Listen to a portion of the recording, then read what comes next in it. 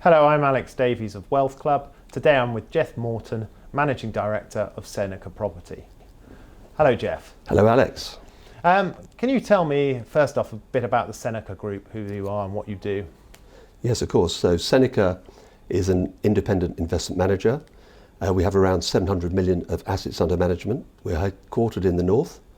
We have around 70 business professionals, and we offer a wide range of investment product and services. One of those products and services is actually UK real estate. So I head up Seneca Property, and we look for commercial real estate opportunities anywhere in the United Kingdom. And we source these properties and then we package them all up on a deal by deal and syndicated basis. Now, we've only been going or incorporated less than 12 months, but actually we've been successful in acquiring around £50 million worth of commercial investments. And what's your background before joining Seneca? My background before Seneca is I'm a chartered surveyor, so I've been running people's money and a fiduciary pretty much all my working career. I've worked for some very good companies, had great training. In fact, I used to work for the company who owned this building, so that's CLS Holdings. I was head of UK Property. Post that, I was at Merrill Lynch Investment Managers. That portfolio was about 2.2 billion. I was a director and I was head of transactions and also head of asset management. And then Merrill Lynch, of course, morphed into BlackRock, the world's largest investment manager. And I was a managing director, head of the team, and that portfolio now is about 3.2 billion. Then I left in 2012 to join a private equity vehicle. I was the last equity partner to join, and we grew a business capitalised at about 100 million when I actually joined it. When I left 5 or 6 years later, it was 1 billion. And now I'm at Seneca, and I feel I'm very much at home. So what sort of properties are you looking for? Properties we look for are always, it's pricing, so we're opportunistic and we like value. So we like probably more secondary property than prime property. We like to buy properties with lower capital value per square foot than, let's say, the replacement costs. And really the north of England is a good hunting ground for us because there is better value there. So we look for offices. We like serviced offices very much. We've been buying some serviced offices recently. We've also have a quasi retail trade park investment as well, just outside Greater Manchester, that we like a lot because that's got very good property fundamentals, very well located and so forth. So you seem to concentrate largely on the north. Is that because as a company you're based in the north, or is that because that's where the opportunities are, in your opinion? I think that's a good question.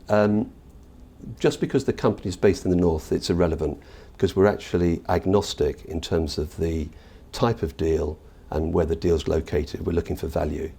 But the north does actually offer better opportunities, I think, than the south. Having spent a lot of my career in the south, and although the company is north, I actually live in the south. I spend 3 days a week in the north. I think the south, with the weight of money that's chasing investment opportunities, is actually overpriced. We get very good rental growth in the north. We get higher income. Income component is very important to me. So I suspect, although we are agnostic, we'll spend a lot of our time looking for good quality deals still in the north. And is there still value to be had? Yeah, there's good value to be had. What you're betting on basically is a good stock picker, and I think we pride ourselves that we are good stock pickers. So there's value to be found. You just got to go and find it.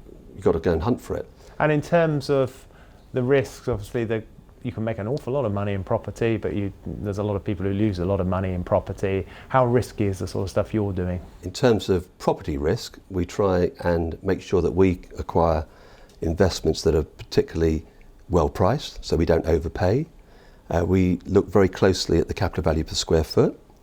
We also look very closely to the correlation of investment value and vacant possession value. And because we've got a very good team, we're actually, if there was a downturn, a lot of our team are very experienced and actually can get close to the customer, the tenants, and ensure that we can manage a property through a recession. And so in the last recession, obviously it wasn't through Seneca, but how did you cope with that? Okay, we go back to those fundamentals that you have to have bought well. If you haven't bought well, you're in difficulty, frankly. So before, in the last recession, I mean, most capital values dropped something like 40%, so it was an awful lot. What you need, and what we have as well, is great checks when you're doing your due diligence and making your acquisitions, that you've got good property fundamentals, etc. You've checked your tenant covenant risk, but also, most importantly, that your team around you is very professional, can get close to the customer and actually manage the risk through the downturn. So as an investor, if I think about investing in your fund, or not your fund, in your portfolio of investments, how do you typically structure these deals? Okay, so we structure our deals a mixture of third-party debt and investor equity. We set up a limited company, and the investors participate, and we provide a loan note as well, so they can actually get a coupon on their money. And of course, as they're shareholders and they own the majority of the shares, they enjoy the benefits when we deliver the business plan. Now, all your deals are different, but what typically would be the cycle of a deal? I put my money in, and how long would it take for me to get it back, would you expect? Well, I think the same as most people or most firms. You write a business plan, and actually it gets delivered between 3 and 5 years. 5 years is probably the longest part of that time period. So Jeff, it's a new fund, but what's your track record? What can investors pin their decision to invest with you on? Okay, well, I think they can pin their decision on the basis that I got to the top of BlackRock as head of investment, and prior to that, I've been in the public domain running money for a long time. The performance of Merrill Lynch investment managers has been top class, always an upper quartile, but really a top 5 fund. That's exactly the same at BlackRock. I left BlackRock in 2012, and I joined a company called Henley, and our track record there, we made lots of exits and made lots of acquisitions, but our exit performance was a 40% deal IRR and a 1.7 cash multiple over the period. And skin in the game, do you have any? Yes, I always invest every time in every deal that we have. So I've got a bit of money to invest. Why should I invest it with you? Can you give me the elevator pitch? Okay. Well, we're a good fiduciary, and we're good stock pickers. We'll treat your money, Alex, just as if it's our own. We've got a professional team, and I think succinctly, you wouldn't invest unless you've seen the deal, because it's deal by deal, and you'll have a first-class business plan, and we're the company that would deliver the base case scenario at least. Jeff Morton of Seneca, thank you very much. You're welcome.